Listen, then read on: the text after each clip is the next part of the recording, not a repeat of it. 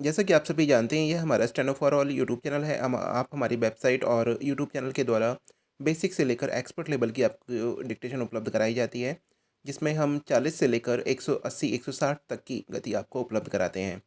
जो भी parliamentary reporter की तैयारी वाले छात्र हैं, उनके लिए यह हमारा डिक्टेशन है। आपको हम बताना चाहते हैं कि हमने पेड ग्रुप भी शुरू किया है, जिसमें हम आपको 4 से 5 डिक्टेशन उपलब्ध कराते हैं और अपनी वेबसाइट पर टंकण फैसिलिटी उपलब्ध करा रहे हैं। All are ready for 160 word per minute. Now get ready. Ready?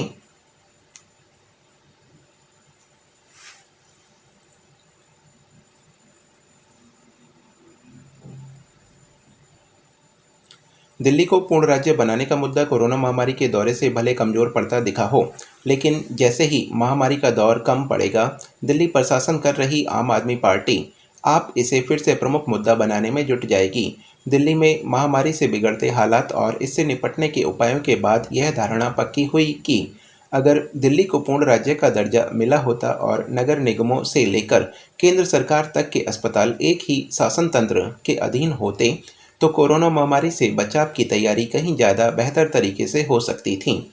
नगर निगमों की स्वतंत्रता के कारण एक सीमा के बाद दिल्ली सरकार इनमें हस्तक्षेप नहीं कर पा रही है। इतना ही नहीं, केंद्र सरकार की मर्जी के बिना केंद्र सरकार की स्वास्थ्य सेवाएं दिल्ली सरकार को सहयोग नहीं कर सकती। दिल्ली में नगर निगम चुनाव साल 2022 के शुरू में होंगे। सभी दल इसकी तैयारियों में जुटने लगे हैं, लेकिन अगले पूरे साल दिल्ली में निगम चुनावों का ही साया छाया रहेगा और इनमें पूर्ण राज्य का मुद्दा भी उठता रहेगा।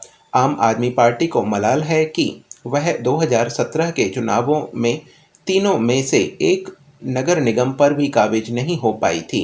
1.5 दशक तक दिल्ली की मुख्यमंत्री रहीं शीला दीक्षित को स्वशासित नगर निगम शुरू से ही खलता रहा था। वे दिल्ली नगर निगम को उसी तरह दिल्ली सरकार के मातहत लाना चाहती थीं, जैसे अन्य राज्यों में नगर निगम सरकारों के अधीन होते हैं, पर वे इस प्रयास में सफल नहीं हुईं। तब उन्होंने निगमों के पुनर्गठन करने के लिए कमेटी बनाई। पहले निगम की सीटें 138 से बढ़ाकर 272 की गईं, फिर उसे 3 हिस्सों में बांटा गया। दिल्ली की 87% इलाकों में दिल्ली सरकार के समानांतर दिल्ली नगर निगमों की सत्ता चलती है। विधानसभा बनने के पहले दिल्ली की असली सत्ता निगम के पास ही थी। बाद में बिजली, पानी, दमकल, होमगार्ड, सीवर, बड़ी सड़कें आदि अपना करके दिल्ली सरकार ताकतवर बनी। बावजूद इसके आज भी गृह कर, लाइसेंस, प्राथमिक स्वास्थ्य सहित कुछ बड़े अस्पताल, प्राथमिक विद्यालय, पार्किंग आदि निगमों के अधीन हैं। 3 निगमों में से 2 पूर्वी और उत्तरी अपने खर्चे का बोझ नहीं उठा पा रहे हैं। इसलिए आए दिन दिल्ली सरकार और निगमों में पैसे की लड़ाई चलती रहती है। कोरोना काल में यह लड़ाई और भी तेज हो गई।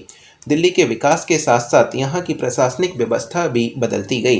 दिल्ली को पहले कम अधिकारों वाली विधानसभा मिली, लेकिन वह ज़्यादा समय नहीं चल पाई। सन 1957 में दिल्ली नगर निगम और 1966 में महानगर परिषद बनी। महानगर परिषद को भंग करके सरकारी आयोग और बालकृष्ण कमेटी की सिफारिशों के अनुरूप 1991 में 69वें संविधान संशोधन के माध्यम से दिल्ली को सीमित अधिकारों वाली विधानसभा मिली।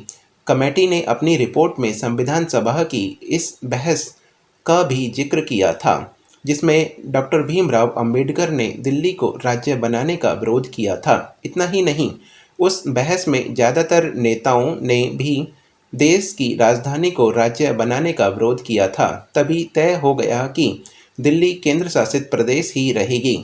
भारत के संविधान अनुच्छेद 239 ए और अनुच्छेद 239 ए बी में कहा गया कि उसका ही विस्तार संसद में पारित राष्ट्रीय राजधानी क्षेत्र शासन अधिनियम 1991 में किया गया। उसी के आधार पर राष्ट्रपति से पारित कामकाज की नियमावली और कार्य आवंटन नियमावली बनी। राष्ट्रपति इसके शासक हैं और वे अपने प्रतिनिधि उपराज्यपाल के माध्यम से दिल्ली का शासन चलाते हैं। दिल्ली विधानसभा को राज्य सूची में 66 में से 63 विषय सौंपे गए हैं, जो स्वतंत्र रूप से फैसला ले सकते हैं। आम आदमी पार्टी के पहले दिल्ली में कांग्रेस और भाजपा, पहले जनसंघ फिर जनता पार्टी ही ताकतवर होती थी। केंद्र में ज़्यादातर शासन कांग्रेस का रहा, इसलिए दिल्ली को राज्य बनाने और बाद में दिल्ली को पूर्ण राज्य बनाने का आंदोलन भाजपा ही चलाती रही। कांग्रेस ने तो पहली बार दिल्ली में शीला दीक्षित की सरकार बनने पर यह मुद्दा उठाया था। साल 2002 में केंद्र में भाजपा के नेतृत्व वाली सरकार थी और दिल्ली सरकार के एक आला अधिकारी के पत्र को लेकर विवाद हो गया था। इस अधिकारी ने सभी 63 गैर आरक्षित विषयों की फाइलें उपराज्यपाल के दफ्तर को नहीं भेजे जाने की सलाह दी थी। इस पर तत्कालीन उपराज्यपाल विजय कपूर ने केंद्र सरकार से 2 परिपत्र जारी करवा दिए, जिनके मुताबिक अब कोई भी विधेयक पेश करने से पहले भी केंद्र सरकार की इजाज़त जरूर होगी।